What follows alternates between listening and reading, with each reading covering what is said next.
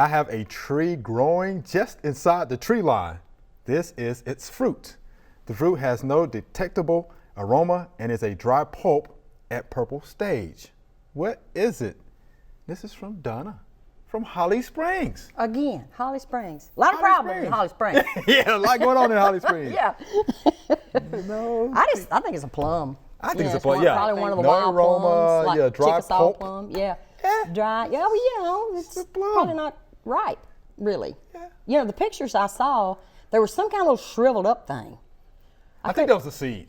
Oh, is that what it was? Yeah, it was a seed. I couldn't tell. Yeah. You know. That was a But seed. I thought, well, that was weird. Yeah. But no, I'm pretty sure it's just a plum. Probably one of the native ones, like Chickasaw plum. You know. That's a plum.